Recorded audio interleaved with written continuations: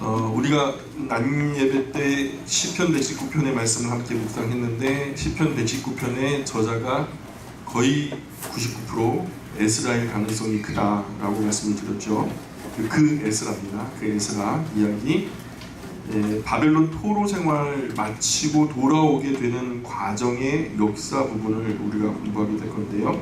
이런 부분이 사실은 그렇게 간단한 내용이 아니죠. 그래서 좀 세밀하게 설명을 하려면 좀 상당한 설명한 과정이 좀 필요하죠. 그래서 세밀하게 하기는 하지만 좀 빠른 흐름이기 때문에 잘 따라오셔야 될 것 같습니다. 1장 1절 한번 읽어볼까요? 에스라 1장 1절 말씀. 에스라 1장 1절 말씀을 한번 같이 합독하도록 하겠습니다. 시작. 바사왕 고레스 원년에 여호와께서 예레미야의 입을 통하여 하신 말씀을 이루게 하시려고 바사왕 고레스의 마음을 감동시키심에 그가 온 나라에 공포도 하고 조소도 내려 이르되, 그렇게 지금 바사왕 고레스 원년에 여호와께서 예레미야의 입을 통하여 하신 말씀을 이루게 하시려고 이렇게 말씀하셨고요. 예레미야는 우리가 잘 아시죠? 예레미야 선지자를 말하는 예레미야 선지자 때 예언했던 말씀이 분명히 있었어요. 그것이 이루어지게 하시려고 고레스 왕의 마음을 감동시키셨다. 그래서 나라에 공포도 하고 조소도 내렸다. 그 조소에다 동그라미 치시고 그 조소에다가 고레스 칙령이라고 적어 놓으시면 됩니다. 고레스 칙령. 그 고레스 칙령의 내용이 뭐냐? 2절부터 4절까지가 고레스 칙령의 내용입니다. 자, 2절부터 4절까지 우리 차분하게 한번 읽어보겠습니다. 시작. 바사왕 고레스는 말하노니 하늘의 하나님 여호와께서 세상 모든 나라를 내게 주셨고 나에게 명령하사 유다 예루살렘 성전을 건축하라 하셨나니 이스라엘의 하나님은 참 신이시다. 너희 중에 그의 백성된 자는 다 유다 예루살렘으로 올라가서 이스라엘 하나님 여호와의 성전을 건축하라. 그는 예루살렘에 계신 하나님이시라. 그 남아있는 백성이 어느 곳에 머물러 살든지 그곳 사람들이 마땅히 은과 금과 그 밖에 물건과 짐승으로 도와주고 그 외에도 예루살렘에 세울 하나님의 성전을 위하여 예물을 기쁘게 드릴지니라 하였더라. 아멘. 그래서 2절부터 4절까지를 박스로 만들어가지고 고레스 칙령의 내용이다 이렇게 적어 놓으셔도 됩니다. 주전 538년 고레스 칙령이 내려진 거예요. 주전 538년에. 그래서 고레스 칙령이라는 말이 있으니까 고레스라는 사람에 대해서 우리가 좀 알아야 되는 것 같아요. 그래서 고레스라는 사람을 우리가 모르고 고레스 칙령을 얘기하는 것은 좀 이치에 맞지 않는 것 같아요. 그래서 고레스 이야기를 좀 하려고 합니다. 여러분 그리스 로마 신화에 보면은 천하 장사가 누구죠? 헤라클레스라고 들어보셨어요? 헤라클레스가 반신 해가지고 막 인간의 힘보다 신의 힘에 가까울 정도로 장사의 힘을 가졌다라고 일컬어지는 사람인데, 헤라클레스가 어느 민족 사람이냐면 노아의 아들들이 누가 있죠? 셈과 함과 야벳이 있죠. 그 셈에게서 아들들이 나오는데 엘람과 아스로와 아르박삿과 룻과 아람이요 이렇게 나오거든요. 그래서 엘람과 아스로와 아르박삿과 룻과 아람이요 할 때 룻이라는 아들이 있는데 셈의 네 번째 아들이죠. 룻이라고 하는 사람이 나라를 세웠어요. 어디 세웠냐면 지금 터키 쪽에 사르디스라고 하는 지역이 있어요. 성경 요한계시록에 보면은 7교회들에게 하는 편지가 있잖아요. 예수님께서 말씀하실 때 그 4대 교회라고 들어보셨어요? 근데 4대 교회가 사실 사르디스라고 하는 지역에 실제 존재했던 교회죠. 그 4대 교회, 원래는 4대가 아니고 음가가 사르디스가 맞죠. 그래서 60년 전에 할아버지들이 번역을 하는 도중에 사르디스라는 말이 좀 어려워서 4대라고 그냥 음역을 하신 거예요. 그래서 사르디스라는 곳에 수도를 삼고 루디아, 룻의 이야는 누구누구의 땅, 누구누구의 땅, 그래서 이야, 그래서 리디아 똑같은 말이에요. 루디아, 리디아 나라를 건설했는데 룻의 땅, 누구누구의 땅, 그래서 뭐뭐뭐 이야는 누구의 땅, 비두니아, 마게도니아, 루시아, 아시아도 아스이아예요. 아스이아, 이탈리아, 부르기아, 이오니아, 루카오니아, 밤빌리아, 갑바도기아, 갈라디아 다 누구누구의 땅으로 되죠.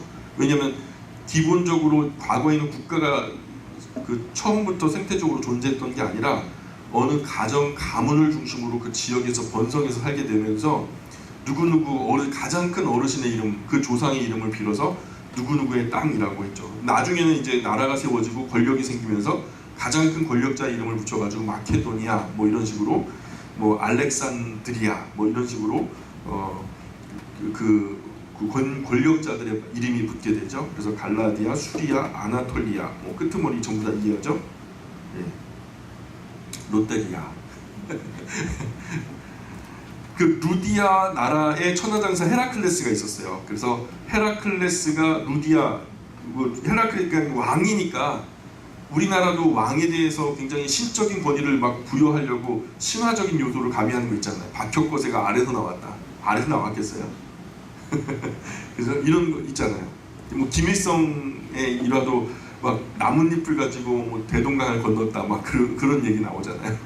이게 뭔가 신화적인 요소죠. 헤라클레스의 권세를 갖다 높이기 위해서 그렇게 신화적인 요소를 가미해가지고 헤라클레스가 위대하게 보이려고 했던 후손들의 어떤 노력이었겠죠. 어쨌든 헤라클레스의 후왕이 아라카이오스라는 사람이 뒤를 이었고, 그 다음이 아라카이오스 다음에 베로스, 베로스 다음에 이노스 다음에 아그론 다음에 니르소스 다음에 칸타올레스가 좀 중요한 사람이에요. 칸타올레스로 연결이 되는데, 칸타올레스라는 사람이 참 웃기는 사람이에요. 왕비가요 정신 못 차리게 예뻐요.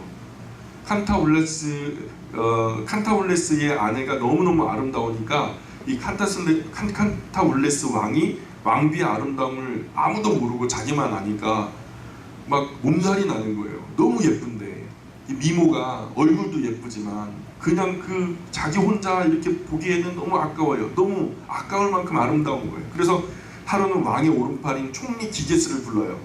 그래서 여보게 기게스, 자네 말이야 나의 왕비가 얼마나 아름다운 줄 아나? 어이구 왕비님이 이 나라에서 최고로 아름다우시죠? 아니 얼굴만 말하는 게 아니야, 온몸이 다 예뻐 막 그러는 거예요. 그래서 아이고 폐하 농담이 지나치십니다.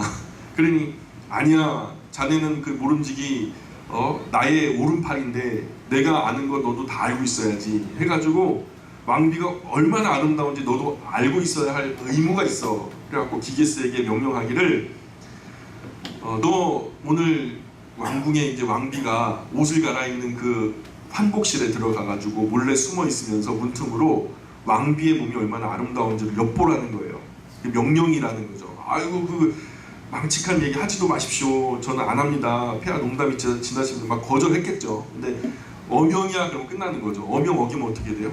죽는 거죠. 그러니까 죽기 싫으니까 어떻게 명대로 하는데, 왕비가 말 그대로 이제 시간이 돼가지고 환복을 하려고 이제 침소에 들기 전에 잠옷을 갈아입는 과정에서 뭐 여자가 아름다우면 얼마나 아름답겠나, 뭐 코 하나, 눈 두 개, 뭐 입 하나 그렇겠지 하면서 왕이 지정한 자리에 숨어서 왕비가 들어오면서 이렇게 예복을 벗고 잠옷으로 갈아입는 걸 봤는데, 어휴 기게스 눈이 튀어나왔단 말이 있어요.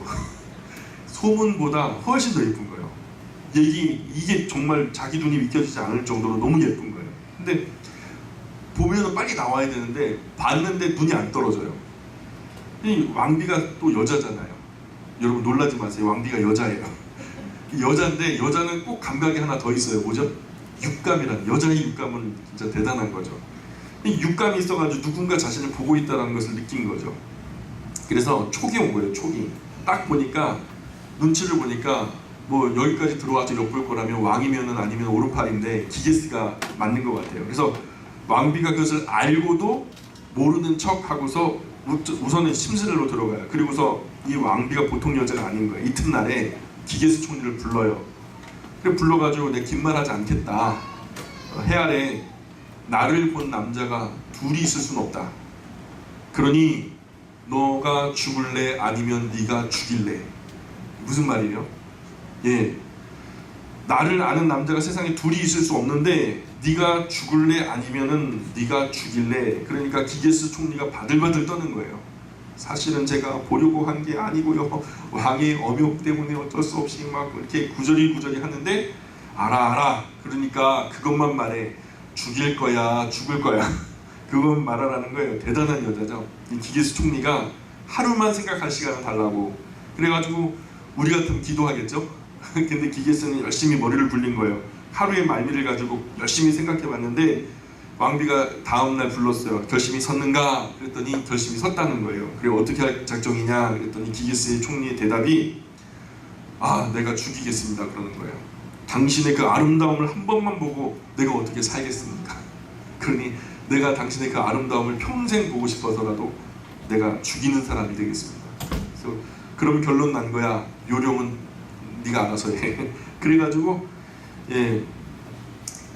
우리가 잠잘 때 잠드는 순간에 숨어 있다가 잠들고 나서 네가 알아서 하면 된다 하면서 이제 이렇게 명령을 하고 기게스 총리가 결국 그렇게 칸타골레스 왕을 암살하고 왕비를 차지하게 됩니다. 그래서 헤라클레스 가문이 끝장나고 메롬납스 가문의 바스킬로스 기게스라고 하는 사람이 그래서 헤라클레스 가문에서 메롬나스 가문으로 이제 전환이 되고 그 메롬나스 가문의 초대 이제 왕으로서 기게스라고 하는 사람이 총리였다가 왕이 되는 그래서 기게스 가문의 왕조로 바뀌게 되는데 이게 리디아 역사의 이야기예요. 그래서 이 기게스 총리가 왕비를 차지했다고 하니까 요즘 같으면 그야말로 벌집 건드린 것처럼 여론이 죽을 듯 하겠죠. 왕을 죽이고 그 신하가 왕이 됐으니까. 그래서 막 지금처럼 지금 뭐죠?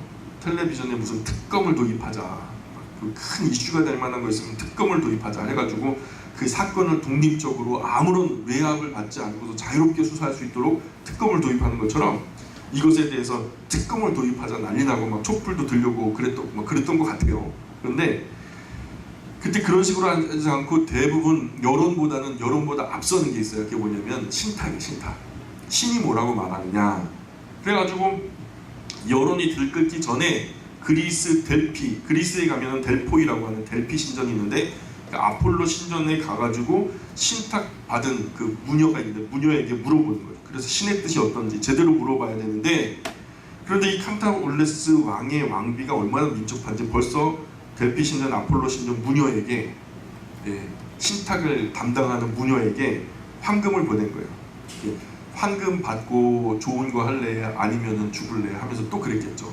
그러니 뭐 그럴 내 정권도 아니고 뭐 내 권력도 아닌데 그럴 이유가 없죠. 그래서 황금 받고 입 싹 닦은 거죠. 그리고서 이거 받고 조용히 유리한 신탁 결과 말해라 아니면 죽는다 한 거죠. 그래서 신탁 받으러 오니까 여차 이미 짜놓은 대로 좋은 말을 하는 거예요. 그래서 대신들이 조사하는 특검들이 델포이 신전에 아폴로 신전 신탁 받으러 가니까 무녀의 말이 뭐냐면 칸타올레스는 아폴로 신의 저울에 달려서 함량 미달이다. 왕의 자격이 없다고 나타났다. 너무 아름다운 아내를 누릴 만한 그릇이 안 된 거죠. 그래서 그야말로 바야흐로 시대가 칸타올레스는 지는 해고 기게스는 뜨는 해다. 신의 뜻대로 됐다. 이렇게 해가지고 왕위를 정당성을 부여받은 거예요. 그때는 아무리 여론이 죽글어도 신의 뜻이라면 끝인 거죠. 그래서 이 기게스가 왕위를 이어가는데 그 기게스의 아들이 아르디스의 아들이 사디아테스 아들이 알리아테스라는 사람이 아내를 둘을 취해요. 그래서 이오니아의 밀레토스 쪽에서 아내를 취하고 카리아라고 하는 지역에서 또 아내를 취하죠. 그래서 이 카리아 공주가 낳은 아들이 크로이소스라고 하는 아들을 낳아요. 이 크로이소스 도표가 이제 있을 거예요. 그거 제가 미리 이거 전에 분열 왕국 전에 나눠드렸던 도표가 하나 더 있는데 제가 리디아 왕국의 그 계보와 더불어서 이제 페르시아까지 연결되어지는 그 도표 그리고 헤롯 가문까지 관장하는 도표를 나눠드렸었는데 그거 가지고 오셔야 돼요. 그래서 결국 그렇게 크로이소스가 왕이 이제 되는데 알리아테스 뒤를 이어서 왕이 되는데 이 크로이소스가 카리아 공주가 낳은 아들이에요. 카리아 쪽에서 아들이 나왔는데 그 크로이소스가 나오고 그 크로이소스 때의 사대 다시 말해서 사르디스가 망하게 되는 거죠. 그래서 요한계시록에 보면은 사대교회에 편지하기를 하면서 살았다 하는 이름은 있으나 실상은 죽은 자로다 이런 말이 있는데 그런 그 대상이 되어지는 것이 바로 사르디스 사대죠. 이게 루디아 왕국의 크로이소스라는 사람이 굉장히 부유했어요. 아주 부귀 영화가 극에 달았어요. 명성이 잦아요. 왜 그렇게 부유했냐면 사르디스에 터가 있는데 그 터 뒤에 셋 강이 흘러요. 셋 강이 흐르는데 페톨루스라고 하는 강이에요. 그 강이 모래반 금반이었대요. 그래서 그 사금을 채취하면요 이렇게 정제를 하잖아요. 그러면은 모래반 금반, 거짓말인지 진짜인지 모르겠는데 어쨌든 금이 많이 나왔다는 얘기겠죠. 그래서 금이 많이 나와서 그 금으로 엄청난 부귀 영화를 누리게 됐다는 거죠. 근데 크로이소스는 보통 금을 많이 갖게 되면 그거 가지고 원하는 거 하겠죠.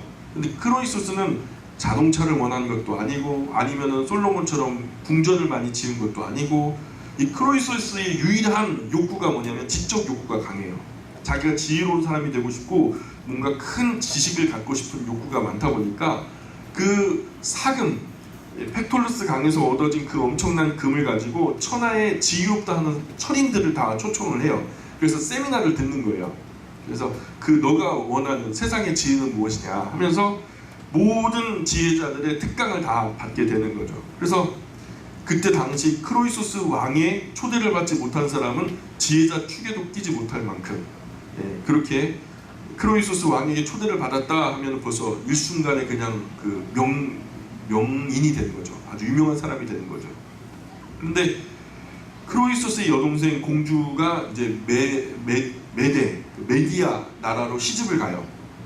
누이가 있었는데 크로이소스의 여동생인데 시집을 가는데 메데 왕국으로 메디아 또는 메데라고 하는데 메디아 나라로 지금 이 크로이소스는 어느 나라죠? 루디아. 그리고 지금 여동생이 어디로 간다고요? 메디아로 가요. 메디아 왕국에서 왕위가 어떻게 되냐면 프라우로테스, 데이오케스, 키악사레스, 아스티아게스 이렇게 왕위가 이어지고 있는데 메디아 왕국의 왕은요 그 위로는 별로 생각 안 하셔도 좋고요. 메디아 나라의 왕 중에서 아스티아게스라는 이름 꼭 기억하셔야 된다고 말씀드렸죠. 어쨌든 이 아스티아게스라고 하는 왕이 메디아 나라의 마지막 왕이 되거든요. 그래서 이 사람의 이름이 아스티아게스의 이름을 다른 이름으로는 아하수에로라고 해요. 아하수에로. 에스더와 결혼한 사람은 아니고요. 다른 아하수에로예요. 메데의 아하수에로라는 말이 다니엘서에 나와요. 다니엘서에 나오는 이 사람이 사실 세계사 속에서 아스티아게스라는 이름, 세계사 속에서의 이름은 아스티아게스고 성경 안에서는 아하수에로 이렇게 불려주고 있죠. 다니엘서 펴보실까요? 9장 1절 한번 펴보세요. 다니엘서 9장 1절 9장 1절에 보면은 같이 한번 읽어보겠습니다. 다니엘서 9장 1절 시작. 메데 족속 아하수에로의 아들 다리오가 갈대아 나라 왕으로 세움을 받던 첫해. 그래서 여기 메데 족속 아하수에로 이게 바로 이퀄 아스티아게스. 그래서 여기 메데 족속 아하수에로 이 사람이 누구냐 하면 아스티아게스예요. 그런데 우리 성경에는 이름이 아하수에로라고 소개되고 있죠. 세계사 속에서 헬라어로 부르는 이름과 또 그 지역에서 부르는 이름하고 유대인들이 부르는 이름하고 달라요. 이름 다른 사람이 아니라 부르는 지역에 따라서 장소에 따라서 또 나라에 따라서 같은 사람을 다르게 부르는 경우가 있거든. 음가가 달라요. 그래서 혼동이 일어나는데 세계사를 공부할 때 이름이 갈피가 안 잡히면은 전혀 우리가 맥락을 잡을 수가 없죠. 이런 부분을 적어 놓으시면 고생 덜 하십니다. 그래서 루디아 왕국 크로이소스의 여동생 공주가 메디아 왕국의 아스티아게스 왕과 결혼을 했다는 거예요. 그래서 결혼해서 다리우스라는 아들 하나를 낳고 또 아들에 이어서 딸을 하나 낳는데 만다네라고 하는 또 공주를 낳은 거죠. 이 만다네 공주가 열 몇 살쯤 되었을 때 아스티아게스 왕이 메디아의 왕이잖아요. 왕으로서 잠을 자는데 꿈을 꾼 거죠. 근데 꿈에 만다네 공주가 오줌을 싸요. 오줌을 싸는데 얼마나 많이 싸는지 중근동 일대가 공주의 오줌에 빠져가지고 홍수가 나는 거예요. 그런 꿈을 꾼 거예요. 그래서 잠이 깨어가지고 깜짝 놀라서 메디아 나라의 지혜자 박사 할 것 없이 그냥 똑똑하다는 사람 다 불러놓고 이게 무슨 회계망측한 꿈이냐 하고 꿈 해석을 부탁한 거죠. 그러니까 그 술사들 학사들이 다 들어보고는 왕이시여, 이거 굉장히 좋은 꿈입니다. 아주 그냥 길몽입니다. 앞으로 이 공주의 몸에서 나올 인물이 있는데 그 인물이 천하를 다 다스리게 될 것이고 중군동 일대를 평정하는 엄청난 성과를 거두게 될 것입니다 하면서 이렇게 예언을 한 거예요. 꿈의夢을 한 거예요. 왕이 겉으로는 자기 딸에게서 난 자가 뭐 대단하게 잘한다고 하니까 겉으로는 좋아해야죠. 어떡하겠어요. 속으로는 뭔 소리야 이게. 자기 아들에게서 난 자가 천하를 평정해야지 자기 딸에게서 낳은 사람이 평정을 하면 이게 곤란해지거든요. 계보가 꼬이게 되는 거거든요. 그래서 야, 내 아들 몸에서 날 사람이 천하를 다스려야 되는데 어떻게 공주 몸에서 날 놈, 어떤 놈이 천하를 다스리게 하겠냐 해가지고 그 해석이 진실하냐 하고 물었더니 진실하다는 거예요. 그래서 안 되겠다 해가지고 이 공주를요 절대로 뛰어난 놈을 낳아도 뛰어나지 못할 지역으로 보내버려요. 저 시골에 별 볼 일 없는 남자 그저 시집 보내가지고 그런 일이 일어나지 않게 해야 되겠다 해가지고 메디아 나라의 엘람이라고 하는 저 아래쪽 변방 캄비세스라고 하는 지방 장관들 중에서도 별로 크게 탁월하지 않은 그런 지방 장관에게 시집을 보내요. 그러니까 한마디로 평범하게 살아라 이렇게 해가지고 지방으로 보낸 거예요. 보내놓으면 얼마 안 돼가지고 왕이 또 잠자다 꿈을 꿉니다. 이 시집간 만단의 공주 그 아랫배에서 갑자기 그냥 팔뚝만한 포도순이 쑥 하고 올라오더니요 막 순간 가지가 막 빠바바박 그냥 막 중군동 일대를 갖다가 다 뻗쳐나가갖고 포도 넝쿨이 그냥 중군동을 다 덮어버린 거예요. 다시 이제 술사 박사들 다 불러가지고 이게 도대체 무슨 꿈이냐 또 물었더니 술사 박사들이 대답하기를 아마도 공주의 몸에 천하를 호령할 인물이 이미 잉태하신 것 같습니다 이렇게 해석을 하는 거예요. 그래서 이 아스티아게스 왕이 아무래도 안 되겠다 해가지고 이렇게 조용히 이제 밀사를 보냈더니 진짜로 만단의 공주가 아기를 가진 거예요. 그래가지고 이거 이대로 두면 안 되겠다. 진짜로 대단한 놈이 나와가지고 나의 정권을 흔들면 안 되겠다 싶어가지고 아주 좀 미명을 담아서 왕족이 어떻게 지방에서 아기를 낳을 수 있겠냐. 왕족 정도면은 지방 시골에서 아기를 낳으면 안 되니까 저 서울로 올라와라. 아산 병원이나 삼성의료원이나 뭐 서울대학 병원이나 이런 데서 낳아야지. 그래가지고 왕이요 또 올려요. 자기 왕궁 쪽을 올려서 산파를 사가지고 비밀 지령을 내립니다. 아기가 태어날 때 탯줄을 자르고 엉덩이를 치면 응애하면서 이제 숨이 터지면서 탯줄 호흡에서 폐호흡으로 전환이 되잖아요. 하나님의 원리에 따라서. 그런데 응애하고 울기 전에 울면은 벌써 살아있다는 거 알게 되니까 울기 전에 입을 탁 틀어막아가지고 숨을 조용히 꾹 눌러서 죽이라는 거예요. 그렇게 알아서 처리해라 지시를 했는데 이 모든 것들을 관장할 수 있도록 아스티아게스 왕이 하르파고스라고 하는 총리에게 이 모든 일들을 비밀스럽게 위탁을 한 거죠. 전권을 위임한 거예요. 이 총리가 산파를 사가지고 만단의 아기가 이제 태어났는데 그렇게 꺼내왔어요. 근데 총리가 아기를 꺼내왔는데 아기를 받아서 처리하려고 하니까 총리가 죽이기도 좀 깨름직하잖아요. 갓난쟁이 뭐 죽여봤자 무슨 영광이 있다고. 그래가지고 죽여도 또 산에 가갖고 내가 땅을 파고 또 묻을 수가 있겠다. 이게 자기 집에 믿을 만한 노종이 있는데 노종에게 시켜가지고 이 아기를 잘 파묻고 와라. 틀림없이 잘 파묻은 다음에 나한테 와가지고 완료됐다라고 보고까지 해라.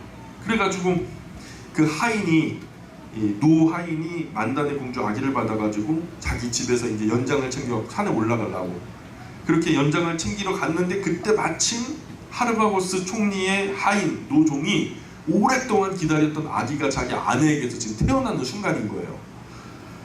그래서 야, 이 어떤 아이가 태어날까 하면서 아버지면 그렇잖아요. 기다렸던 아이가 나온다는데 근데 아기가 태어났는데 자기 아내에게서 태어났는데 죽어 나온 거예요. 사산이 돼가지고 나온 거예요.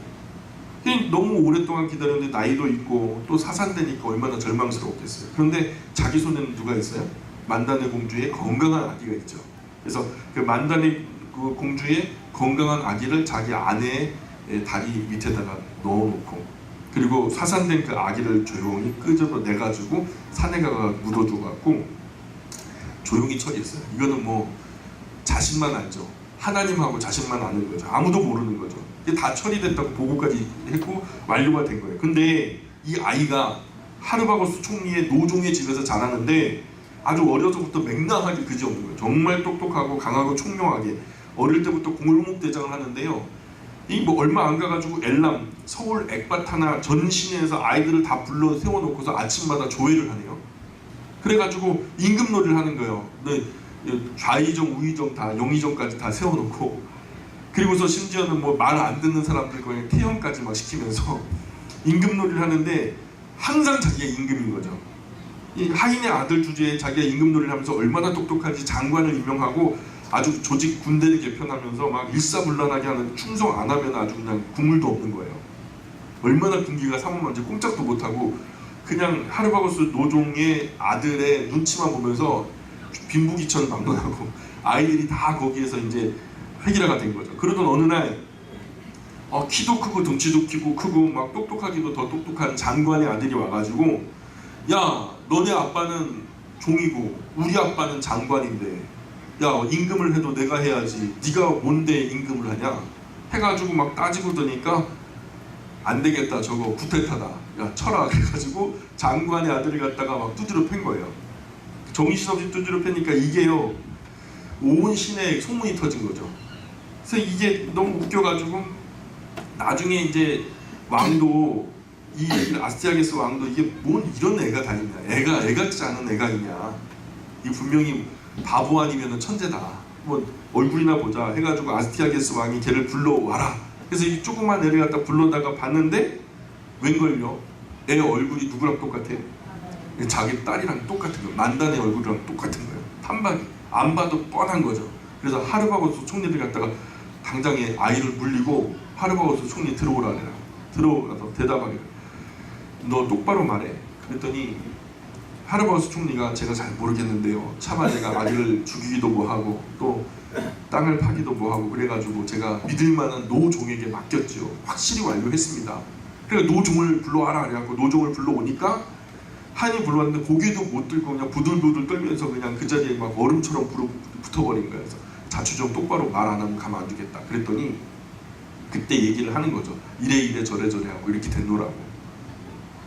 이 만단의 공주가 자기 아들이 죽은 줄 알고 있었는데 이게 뭐 왕궁 안에 무슨 비밀이 있습니까? 순간 그 소문이 퍼져 만단의 귀까지 들어가요. 죽은 줄 알았던 아들이 이 하르바고스 총리의 노종의 집에서 안전하게 자라나고 있었다는 것을 알고 나니까 막 전심전력해갖고 달려와가지고 그 아이를 끌어안고 도망간 거예요. 원래 자기 집으로 그 시집간 그 집으로 도망가서 들어가 버린 거죠. 이 아이가 고레스예요. 만단의 공주의 아들이 고레스예요. 그래서 하르바고스 총리의 아내의 이름이 큐노거든요. 큐노는 암이리, 암늑대. 우리나라 보면 늑대하면 굉장히 나쁜 의미로 쓰이잖아요. 근데 이 나라에서는 이 늑대라는 것이 굉장히 생활력이 강하고 아주 와일드하고 또 생명력이 강인한. 그래서 이 서민들에게는 이 이름이 굉장히 칭찬가도 같고 암일이 암늑대면은 굉장히 한 가정과 가문에 굉장히 힘이 되는 만한 그런 아내요 또 엄마라는 그런 이름이죠. 그래서 이런 이름 큐노의 아들이다 해가지고 큐노스에서 그 퀴로스로 발음된 건데 세계사 속에서 퀴로스로 나와요. 근데 그 우리 할아버지들이 이 음가를 갖다가 우모음을 오모음으로 거꾸로 읽으셔서 성경에서는 고레스, 퀴로스라고 표기돼야 되는데 고레스로 표기되고 있죠. 고레스 하면은 세계사 속에서는 아무도 알아듣지 못하는 이름이에요. 퀴로스라고 해야지 온 세상 사람들이 다 알아듣는 거죠. 그래서 이른바 고레스가 이렇게 나타나게 된 거죠. 한편 고레스는 자기 하인의 아들인 줄 알았는데 알고 보니까 내가 누구의 아들이야? 공주의 아들이거든요. 공주는 누구예요? 왕의 딸이고. 그럼 나는 왕의 피가 흐르는 거잖아요. 그러면은 이제는 공식적으로 임금놀이를 해도 아무 어색하지도 않은 거예요. 그래서 엄마 만단의 손에 이끌려 엘람으로 내려갔는데 엘람 수사에서 임금놀이 한번 제대로 해보자. 그래갖고 이제 완전히 막 족쇄가 풀려버린 거죠.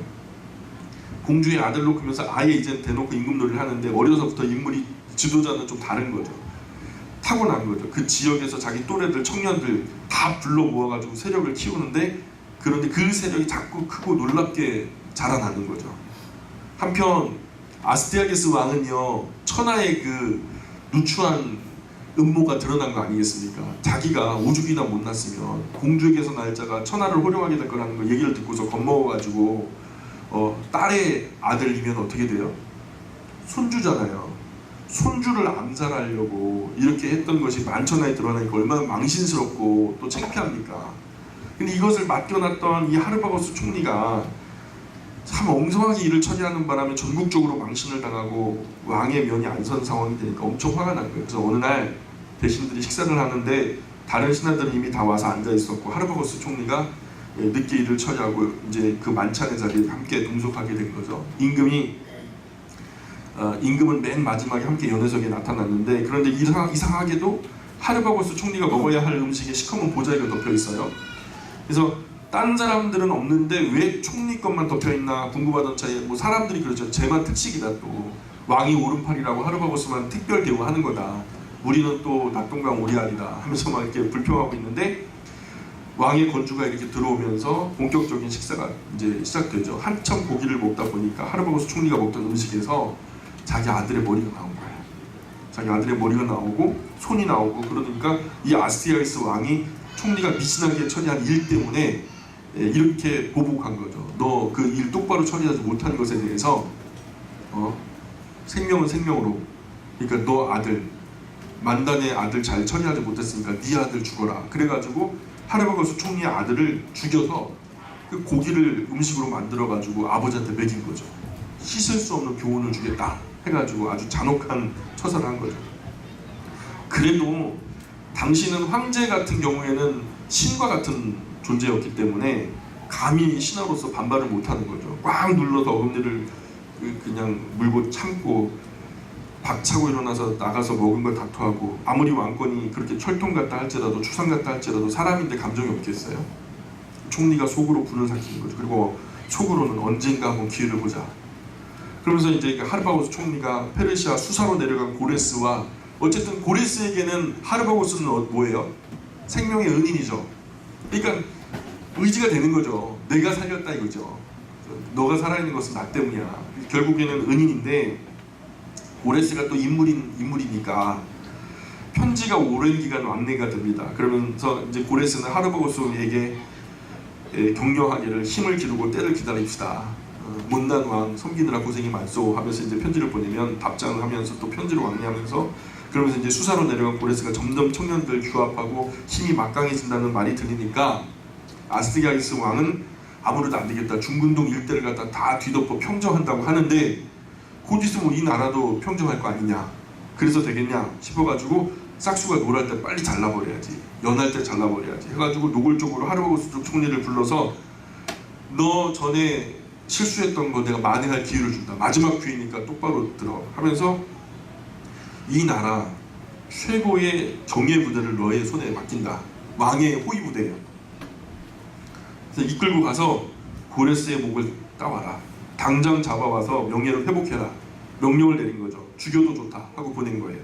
그래서 메디아 나라의 최정예 부대를 다 정비해가지고 갖고 고레스 투보를 하러 갔는데, 가다가 고레스가 있는 페르시아 수상 쪽에 가까이 갔을 때 이제 며칠 거리 딱 남겨뒀을 때 마지막 만찬일지 모르니까 우리 사령관들 다 모이시오 해가지고 다 모여서 장군들과 참모들 다 모아놓고 맛있는 음식과 더불어서 마지막일지 모르니까 우리 한잔 합시다 그래갖고 와인을 한 잔 이렇게 돌리는, 회식하는 자리에서 술이 몇 순배 돌고 나니까 하르바고스 총리가 뭐라고 하냐면, 알딸딸하게 그 반쯤 취해 있을 때 하는 말이, 나는 지금부터 농담하는 것이 아닙니다.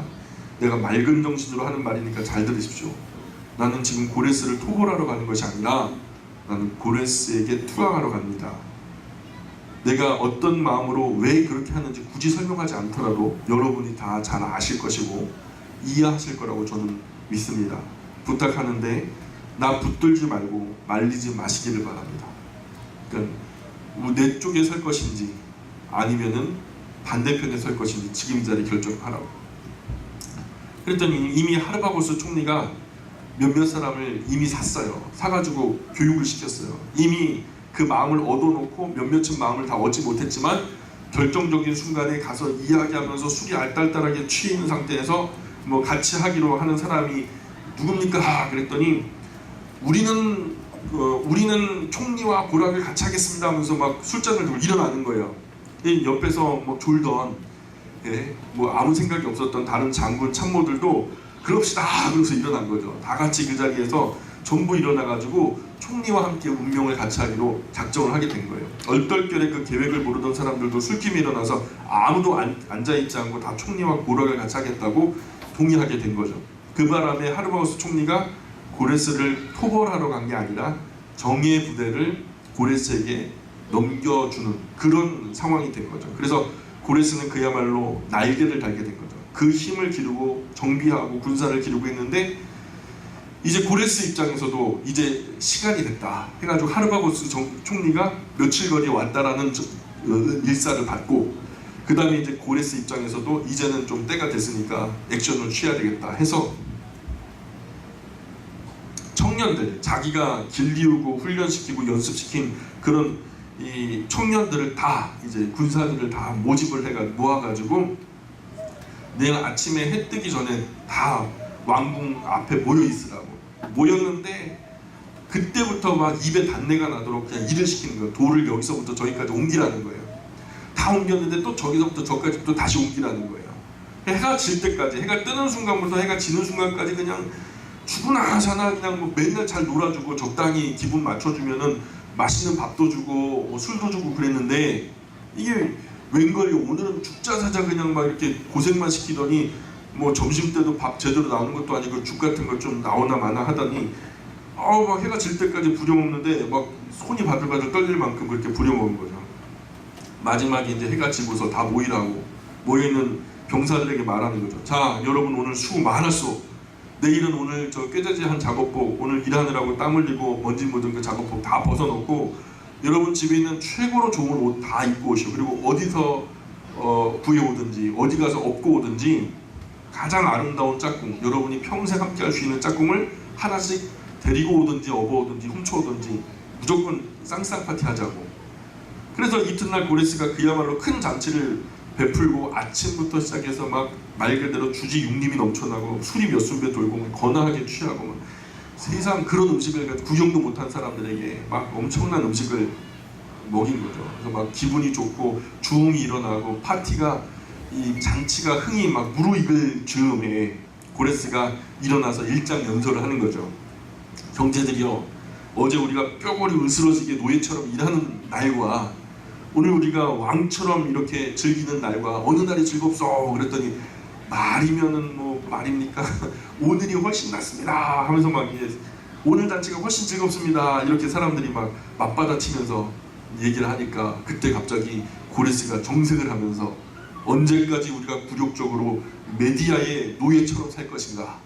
우리가 언제까지 그들에게 조공을 바치면서 눈치를 볼 것인가? 아니면 싸워 이겨 잔치하는 삶을 살 것인가? 선택하십시오. 여러분에게 달렸어. 그랬더니 또 여기서도 사전에 또 이렇게 계획을 했겠죠. 구입했던 몇몇 사람들, 마음을 샀던 몇몇 사람들 술 한잔 먹은 김에 호기가 생기니까 까짓거 죽기밖에 더 하겠냐. 싸웁시다. 싸웁시다. 여기저기서 막 이렇게 흥이 일어나는 거죠. 그래서 그런데 그렇게 막 전부 다 일어나가지고 우리가 싸웁시다 하는 그때에 하르바우스 총리가 몰고 들어오는 메디아의 이 특수부대가 바로 그 앞에 당도하게 된 거죠. 정예부대까지 데려왔으니. 근데 왔는데 싸우자고 달려오는 게 아니라 갑자기 고레스 앞에 무릎을 꿇고서 굴복을 하는 거예요. 그러니까 뭐 더 이상 뭐 말할 것도 없죠. 그 길로 그냥 밀고 올라가서 싸울 것도 없이 메디아 나라의 최정예 부대니까 최고로 잘 싸우는 사람들 아닙니까? 싸울 게 있겠어요 없겠어요? 싸울 것도 없죠. 그냥 가가지고 내놔 그러면 줘야 되는 거예요.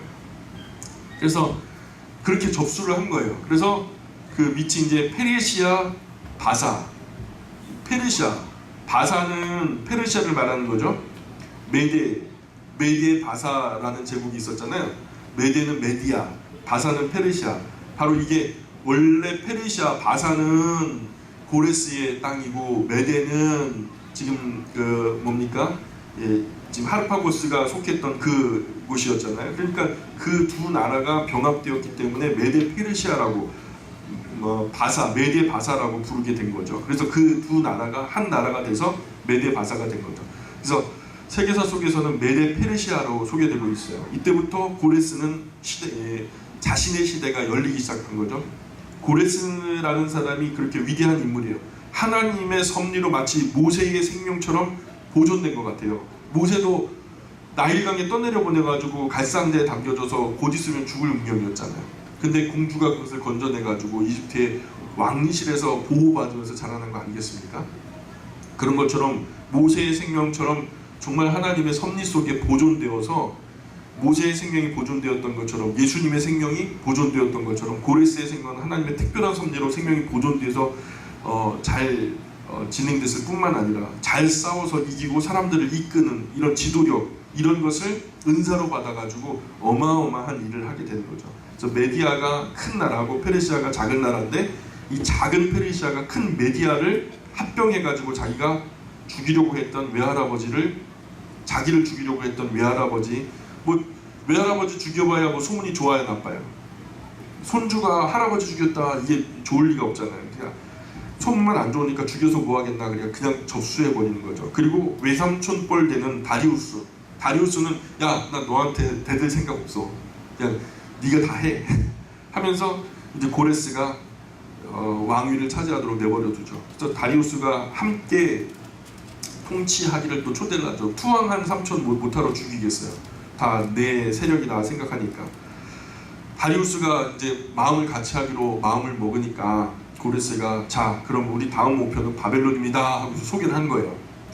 지구상에서 바벨론이라는 성을 넘지 않고는 천하 통일이 안 됩니다. 반드시 우리가 바벨론을 도모해야 된다라는 깃발을 고레스가 딱 꽂아버린 거예요. 우리의 목표는 바벨론입니다. 그러니까 이게 말이 되는 거야. 그때 당시 바벨론은 무너질 수 없는 성이에요. 얼마나 위대하고 강력한 성이냐면 성벽 두께만 32m예요. 성벽 두께만 32m고 성벽과 성벽 사이에 외벽과 내벽으로 나눠져 있는데 외벽과 내벽 사이에서 마차 2대가 교차해서 달릴 수 있을 만큼의 간극이 있었어요. 한 3m 정도 8차선. 그래서 도로 8차선 두께만큼 두꺼운 성벽, 그만큼 두꺼웠는데 그 성벽의 기초가 지하 11m부터 시작돼요. 거기서부터 암석을 갖다가 이렇게 파내려가 가지고 거기서 싹 올라온 거죠. 그래서 성벽의 높이가 100m예요. 위로 올라간 성벽의 높이가 100m예요. 그래서 성벽의 높이가 엄청난 성이었죠. 한 변의 길이가 50리. 네 변 성 삥 둘러서 청동문이 100개나 있어요. 이 성벽 그 문이 청동으로 돼 있는데 청동문을 갖다 들어 올리면 거기는 또 유프라테스 강을 갖다가 성벽 사방으로 이렇게 피가 막 흐르도록 해가지고 해자라고 하죠. 해자. 막 물이 그냥 막 급류를 이루어서 흘러내려가도록 만들었어요. 그러니까 거기가 사람이 산채로 건너가기는 어려운 거죠. 청동문을 바벨론 성 안에서 열어줘야만 건너가거나 건너올 수가 있는 거죠. 아예 접근 자체가 어려운 거예요. 그때 당시 뭐 헬리콥터가 있어요, 비행기가 있어요, 그죠? 그러니까 그 안에서 또 유프라테스 강 물줄기를 잡아 안에 돌려버리니까 안에서 그냥 자급자족이 돼요. 밭에다가 텃밭식물 심어가지고 먹고 마실 거 무진장 있으니까 당시로서는 바벨론 성을 함락시킨다는 것은 무모한 일이고 말도 안 되는 얘기거든요. 바벨론 성을 무너뜨릴 수 없는 철옹성, 이것이 당시의 상식이었어요. 그런데 고레스와 다리우스가 이것을 구경하러 가는 거예요. 지금 어쨌든 메데 페르시아가 합병이 됐으니까 자, 이 마당에 한번 우리가 도모할 바벨론 성이나 한번 구경 갑시다. 그래가지고 다리우스가 예 그러시지요 폐하 그래갖고 고레스를 모시고 바벨론 성을 구경 갔는데, 고레스가 이렇게 두 나라 합병돼가지고 큰 왕국의 왕이 된 이상 뭐 좀 근사한 자동차 하나 있어야 되지 않겠어요? 그래가지고 뭐 붉은 털이나 검은 털 한 올도 섞이지 않은 완전한 백마, 하얀 백마 4마리를 어떻게 한 조로 맞춰가지고 황금 마차를 갖다가 재워가지고 거기에 타고서 멋지게 위에 폼나게 이렇게 바벨론 성 시찰을 간 거예요. 근데 바벨론 성이 과연 말로 듣던 대로 엄청나게 크고 강력한 성임에 틀림없는 거예요. 근데 그 바벨론 성의 해자라는 거, 유프라테스 강이 휘감아 돈다고 해서 그걸 갖다가 얼마나 깊은가 가까이 가서 보는 과정에서 이 4말 중에서 한 마리가 깜짝 놀라가지고 그 물살이 센 여울목에 빠져버린 거죠. 그래서 네 마리 말 중에 한 마리가 놀라서 뛰어서 익사해 버리니까 가죽끈을 끝낼 수밖에 없잖아요. 안 그러면 세 마리가 또 딸려 들어갈 테니까. 그래서 한 마리가 죽어버렸어요. 그러니까 뭐 엉성하죠. 네 마리 중에서 바퀴 네 짝 중에서 한 짝이 빠진 거랑 똑같은 거죠. 재수없죠.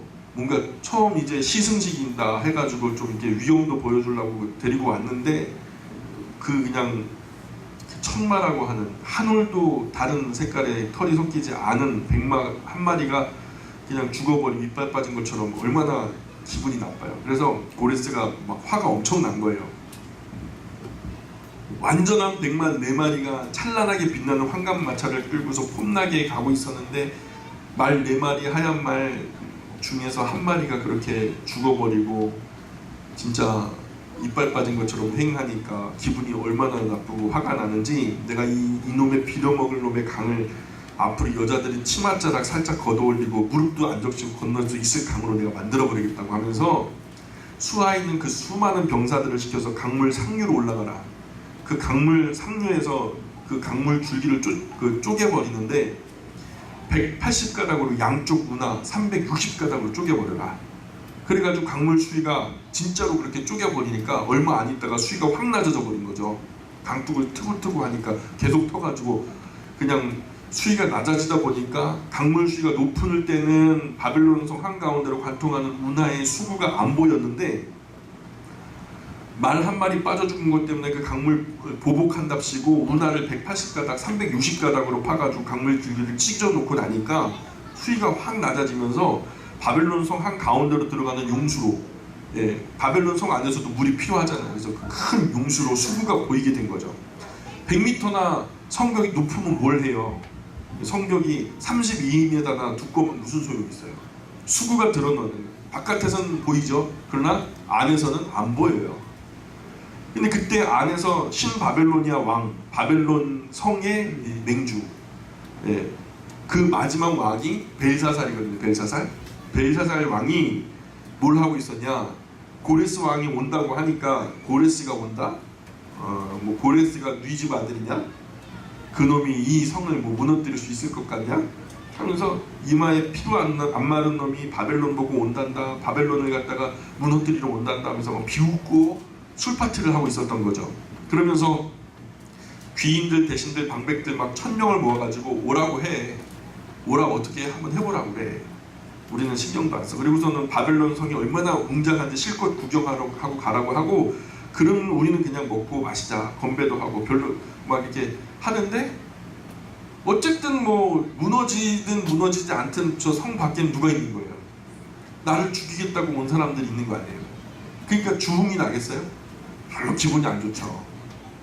그래서 아무리 바벨론 성을 넘어올 수가 없지만 괜히 바깥에 에워싸고 있으니까 기분이 안 좋잖아요. 그래서 안에 있던 귀인들이 아무리 술을 먹어도 그냥 주흥이 일어나지 않고 표정도 어두워지고 막 파티 분위기가 깨지고 하니까 벨사살이 파티 분위기를 좀 이렇게 으쌰으쌰 좀 이렇게 해보려고 야, 왜 이렇게 표정이 이래? 왜 파티 분위기가 이런 거야? 그래가지고 거기 말이야 내가 주흥을 한번 내가 돋워보겠다. 우리가 이스라엘 도모했을 때 그 여호와의 성전이라고 하는 곳에서 가지고 왔던 여호와라는 신에게 제사할 때 쓰는 은그릇 근그릇 거기 은금 기명들 있지 그거 가져와봐. 거기다가 술을 부어 마시면 제맛이야. 정력도 세지고 좋아 하면서 막 이렇게 막 그렇게 막 주흥을 돋우는 거죠. 그래서 예루살렘 하나님의 성전 제사할 때 쓰는 금그릇 은그릇 가져와서 술을 부어 마시는 거예요. 다니엘서의 기억나시죠? 그렇게 마시고 있는데 갑자기 몸도 없고 큰 손 하나만 딱 나타나더니 그 벨사살이 앉았던 왕자 뒤에 벽에다가 막 불꽃을 팍팍팍 튀면서 막 용접할 때 불꽃 튀는 거 보이시죠? 그런 거 막 그 글을 파 나가는데 그런데 글씨가 무슨 글씨인지 알아보지 못하는 글이 막 써지는 거예요. 외계어 같은 거. 막 가뜩이나 술을 먹어서 술이 안 취하고 그것 보니까 막 벽에는 막 사람이 없는데 손가락만 하나 나타나가지고 막 빠바바박 막 불꽃을 튀면서 막 글이 새겨지고 바깥에서는 대적들이 와 있다고 하고 그러니까 술이 다 깬 거죠. 그러면서 벨사살 왕이 대신들하고 얼마나 두려워서 떠는지 떠는 게 아니고 돌처럼 굳어져서 얼음땡 할 때 얼음한 것처럼 딱딱하게 굳어져서 경직돼 버린 거예요. 얼굴이 납덩이처럼 굳어 있는데 그 이야기를 막 이제 파티장에서 뛰어난 시녀가 그 왕의 어머니 태후에게 가고 왕이 이상합니다. 그래가지고 막 뛰어가고 보고를 하니까 왕의 어머니 자기 이제 아버지가 사실 벨사살의 아버지가 나보니두스라고 하는 왕인데 나보니두스의 아내인 자기 어머니가 오더니 왕이시여 왜 그러십니까? 그래서 저것 좀 보라고 어머니에게 태후 어머니에게 이제 기회를 보여드린 거죠. 근데 태후도 굉장히 당황했겠죠. 그런데 당황한 나머지 전에 비슷한 일이 있었던 것들을 떠올려요. 그러더니 이럴 때는 다니엘이라는 사람을 불러야 합니다. 그 사람은 신의 영감이 있는 사람입니다. 모든 해석하기 어려운 것은 다니엘에게 얘기하면 다 해석해 줍니다. 그래서 그때 당시 그 나라에서 불려지는 다니엘의 이름이 뭐였죠? 벨드사살. 이 유대인 학자 다니엘 무슨 의문이든지 다 파하니까 그분 빨리 불러올려라 해갖고 노인이 된 이미 거의 90세 가깝거나 90세가 넘어버린 그런 백발의 다니엘을 빨리 가서 불러온 거죠. 다니엘이 보고서 이 글을 읽고 해석을 보이면 큰 상급을 주고 나라의 세 번째 치리자로 삼겠다고 하니까 다니엘 불려 올라온 다니엘이 그런 선물은 왕이시여 나한테는 의미가 없습니다. 뭐 노년에 내가 그거 가지고 뭘 해먹겠습니까? 그 딴 사람에게나 주시고 그런 거 안 해도 제가 이 글을 읽고 해석을 왕께 알려드리겠습니다 하고서 다니엘이 보니까 그 글이 어느 나라 말로 써 있어요? 히브리어로 쓰여 있는 거예요. 히브리어는 다니엘에게는 국어죠, 국어. 그래서 장난인 거예요. 이거 뭐야? 국어잖아. 읽어보니까 메네 네겔 우바르신 세어보고 달아보고 나눈다 이런 뜻인데 의미를 새기면 왕이 하나님의 저울에 달렸는데 함량 미다로 나타났다는 거예요. 하나님의 의의 저울에 보니까 저와 여러분들도 하나님의 의의 저울에 다 달릴 거예요. 그래서 알곡으로 판명되면은 모아서 곡간에 들여지지만 이 무게가 미달로 나타나면은 죽정이로 취급돼가지고 모아서 불에 던져지는 거예요. 그래서 하나님의 의의 저울에 이 벨사살이 이렇게 달려보니까 함량 미달로 나타났다는 거예요. 그래서 나라를 메데 페르시아에게 지금 이 신바벨로니아라는 나라를 뺏어서 메데 페르시아 나라에게 주어버리고 말 거라는 거예요. 그래서 해석을 하니까 어쨌든 뭐 나쁜 해석이지만은 해석을 하면은 약속을 지켜주기로 했으니까 약속대로 해야죠. 그래서 다니엘의 목에 금사슬을 걸어주고 나라의 셋째 치리자를 삼아주려고 하는데 왜 이왕이면 둘째 치리자 삼아줘야지 셋째 치리자 삼아줍니까? 왜냐면 벨사살이 사실은 둘째 치리자예요. 섭정이에요. 자기가 사실은 자기보다 앞서 누가 있죠? 나보니두스라는 아버지가 왕을 해야 되는데 이 나보니두스는 왕이 싫어. 그냥 권력 이런 것 별로 취미가 없고 국사 이거 머리 아파. 난 은사가 아니야. 그래가지고 자기는 저 들에 가가지고 사냥이나 하고 강에 가가지고 낚시나 하고 유유자적 노는 사람이에요. 그래서 자기 아버지는 1인자예요. 이름이지만 살아있는 동안에는 아버지는 1인자고 자기가 2인자로서 아버지 책임을 자기가 감당하는 거예요. 아버지 이름으로. 그 다음에 셋째 치리자가 왕 바로 밑에 아니겠습니까? 그래서 다니엘에게 셋째 치리자의 자리를 주는 건데 다니엘에게 상을 내리려 하는 순간에 갑자기 성 바깥에서 파티장 그 큰 문이 그냥 쾅쾅쾅 하고 울리기 시작하는 거죠. 문을 두드리기 시작하는 거죠. 고레스의 군대가 수위가 확 낮아짐으로 해서 아무리 총동문 100개가 있으면 뭐예요? 수구가 다 드러나 버렸는데 보나마나 상수구 하수구 다 밀려 들어온 거죠. 그쪽으로. 그래서 밀려 들어와서 바벨론이 그날 저녁에 무너진 거예요. 그 무너지는 소리가 무너졌도다 큰 성 바벨론이여 하는 거죠. 그래서 그렇게 바벨론 성이 무너지는 해가 주전 539년이라는 거죠. 그래서 고레스가 그렇게 밀고 들어와 보니까 벨사살은 얼굴이 낙덩이처럼 굳어져 있고 쾅쾅 하자마자 주저앉아 버린 거죠. 들어와서 그냥 신하들이 고레스에게 막 이제 그 1000명의 귀인들이 모여 있으니까요. 살급전이 벌어진 거죠. 1000명을 학살한다고 생각해 보세요. 한 공간 안에서 갑자기 그냥 잔치자리가 어떤 피가 유혈이 낭자한 그냥 잔혹한 자리가 된 거잖아요. 그래 막 죽이고 살리고 막 그러는데 고레스에게 신하가 보고하기를 이놈이 왕이랍니다. 벨사살의 모가지를 비틀어가지고 왕 앞에 데려다 놓은 거예요. 그러면 왕의 목을 갖다가 지배한 왕이 이렇게 밟고서 내가 이를 정복했다 하고서 둘 중에 하나 그 자리에서 목을 잘라서 죽이든지 아니면은 영구적으로 왕의 대우를 해줘야 되거든요. 나도 또한 포로가 되거나 또 전쟁에서 질 수가 있으니까 왕의 대우는요, 평생 왕의 감옥에 가둬서 죽을 때까지 거기 있게 하는 거예요. 그런 식으로 왕의 대우가 있는데 고레스가 왕 취급을 안 해요. 야, 너는 내 급이 아니야 하고서 왕이 왕을 죽여야 되는데 왕이 왕을 안 죽이고 신하고, 야 네가 죽여, 그냥 그런 거예요. 그래서 그냥 죽여버렸어요. 고레스에게는 벨사살 같은 경우에는 뭐 수혜칠 가치가 없다는, 내 스케일이 아니라는 거예요. 그래서 그렇게 허무하게 벨사살이 죽어버리고 나니까 그 피 튀기는 전쟁터 한가운데 적어도 90세 이상 100세 가까운 어르신이, 백발이 성성한 위엄 추상 같은 그 어른이 하나 눈 깜짝하지 않고 수천 명 가까운 사람이 죽어나가는 그 자리에서 가만히 초연히 서 있는데, 눈 하나 깜짝하고 서 있는데 그 위험이 그냥 장난이 아닌 거예요. 다니엘이 다가가가지고, 다니엘이죠. 다니엘에게 고레스가 보더니 이 사람은 뭐야? 뭐 이렇게 태어내? 그래서 고레스가 Who are you? 그런 거예요. 너 누구야? 다니엘이 그랬겠죠. 나는 그대가 올 줄로 진작부터 알고 있었어. 그죠? 이 무슨 소리요? 이리 와서 여기 앉으시오 하고서 이제 다니엘이 이사야서를 딱 두루마리를 펴가지고, 당신이 태어나기 전부터 저는 당신 이름도 다 알고 있었고, 당신 이름이 이미 지어져 있었고, 당신이 해야 할 일도 여기 다 예언되어 있고, 나는 당신이 오기를 오래전부터 기다리고 있었어. 그러니까 이 고레스가 깜짝 놀라고, 뭔 소리야 그게. 그러니까 다니엘이 보나마나 그런 이야기 구체적으로 다 했겠죠. 아마 당신이 이 성을 차지하게 한 것은 당신 혼자 호의호식하고 명예권세 누리라고, 권력 누리라고 한 것이 아니라, 이 세상을 지배하는 큰 제왕이 되라고 한 것이 아니라, 하나님, 하늘의 하나님이 계신데 여호와라는 분이라고, 자기 백성 바벨론에 잡아다 훈련시키고 훈련 기간이 끝났을 때 이들을 자유케 하라고 하나님께서 너를 해방하는 칼로서 보내셨다고. 이 바벨론의 악독의 하늘에 사무치고 당신을 시켜서 이 바벨론 함락시킴으로 인해서 여기 포로로 잡혀온 하나님 여호와의 백성을 다시 예루살렘으로 돌려보내서 하나님의 성전을 짓게 하고 그 사명을 감당하게 하시려고 하나님이 당신을 선택했다고.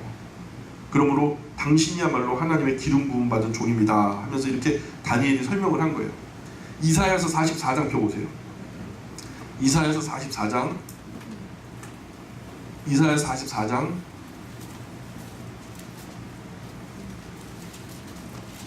1절 2절.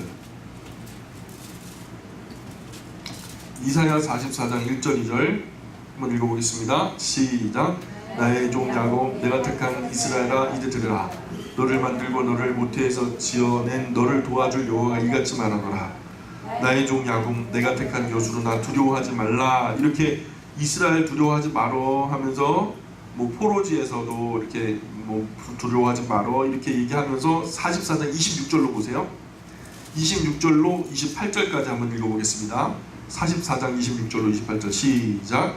그의 종의 말을 세워주며 그의 사자들의 계획을 성취하게 하며 예루살렘에 대하여 이르기를 거기에 사람이 살리라 하며 유다 성읍들에 대하여는 중건될 것이다. 내가 그 황폐한 곳들을 복구시키리라 하며 기쁨에 대하여는 이르기를 마르라. 내가 네 강물들을 마르게 하리라 하며 고레스에 대하여는 이르기를 내 목자라. 그가 나의 모든 기쁨을 성취하리라 하며 예루살렘에 대하여 이르기를 중건되리라 하며 성전에 대하여는 내 기초가 놓여지리라 하는 자니라.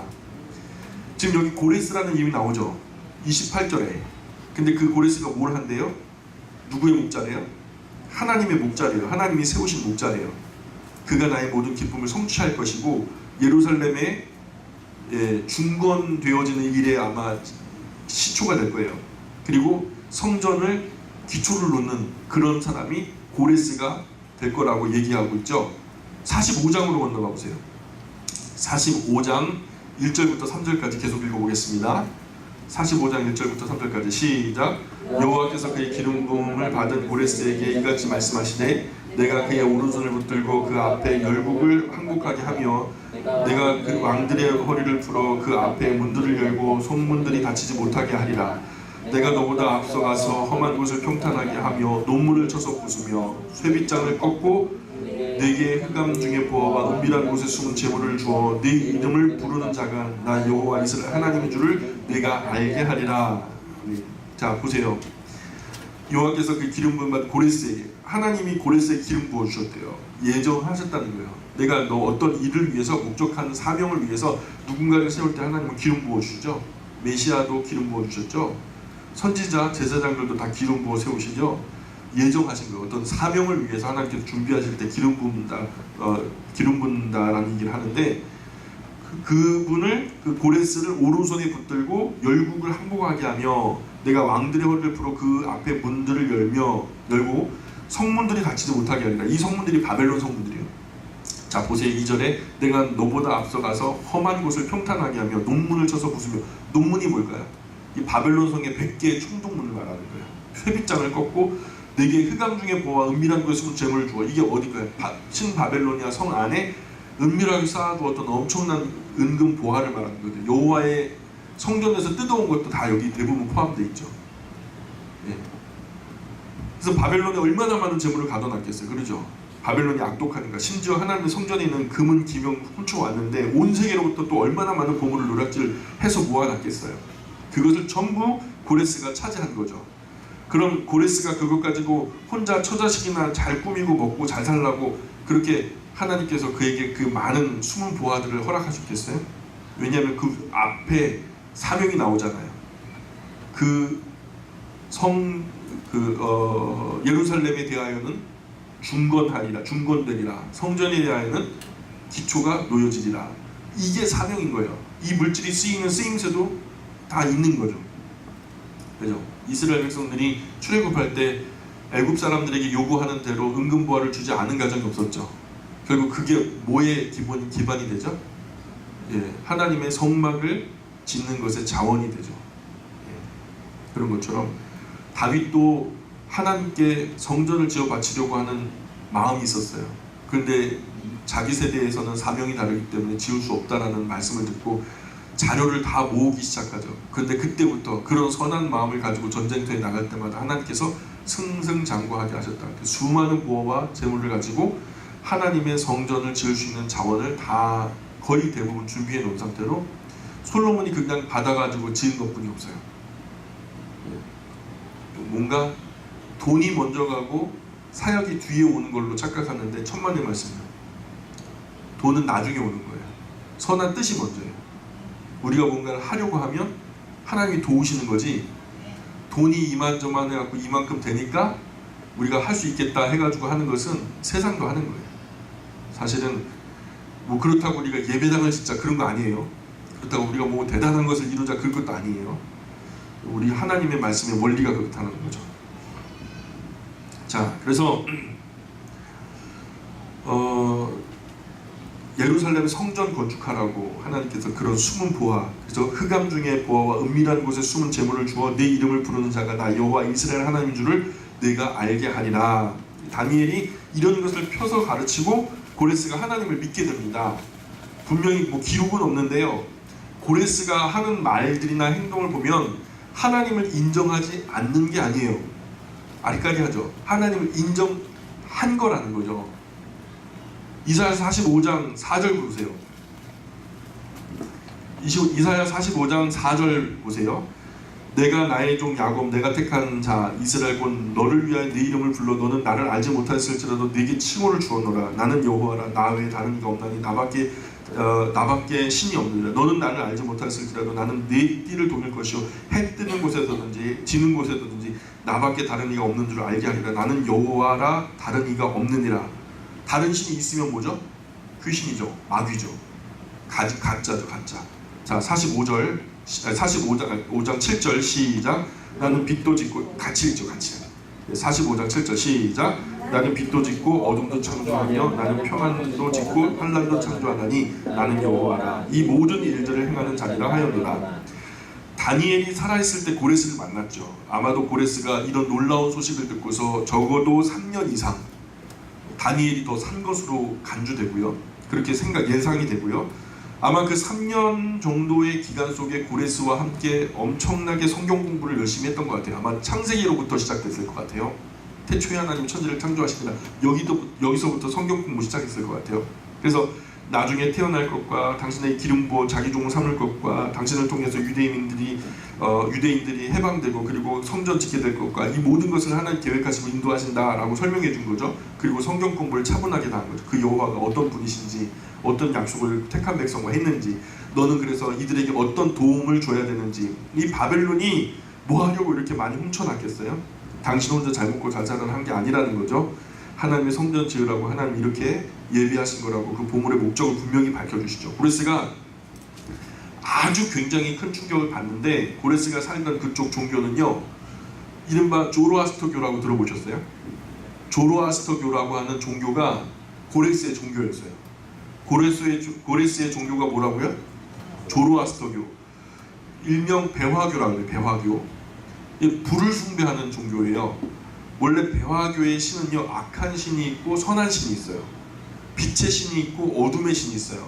그래서 빛의 신을 아우라 마스터라고 하고 어둠의 신은 아리만이라고 하는데, 그래서 불행이나 비극이나 질병, 죽음, 저주 이런 것은 전부 다 아리만, 어둠의 신인 아리만이 역사하는 것이고, 좋은 일, 행복한 일, 기쁜 일 이런 것들은 아우라 마스터라고 하는 선한 신, 빛의 신이 역사하는 거라는 거예요. 이 이원론, 철저하게 이원론적이에요. 이 이원론이 사실 그 시대의 정서이기도 했어요. 그래서 알미니안이 바로 여기서부터 시작되거든요. 이분법적으로 육은 악하다, 영은 선하다, 이런 구조를 갖고 예수님이 심지어는 육신으로 이 땅에 오신 것도 부정하는 거죠. 알미니안은. 근데 여기서 그래서 이원론적으로 하는데, 이사야서 45장 7절에 뭐라는 거예요? 45장 7절에 나는 빛도 짓고 어둠도 창조하며 나는 평안도 짓고 환란도 창조하니 나는 여호와라. 이 모든 일을 행하는 자니라. 여태까지 고레스는 이거 아리만이 담당하는 것이고, 저건 아우라 마스타가 담당하는 것이고, 이건 빛의 신, 이건 어둠의 신, 이것은 선한 신, 저건 악한 신이 역사하는 걸로 알았는데, 이 모든 것들을 관장하는 인간의 생로병사, 모든 것들을 주장하는 것이 여호와라고 하는 한 분 하나님으로부터 비롯된다는 것을 처음 알게 된 거죠.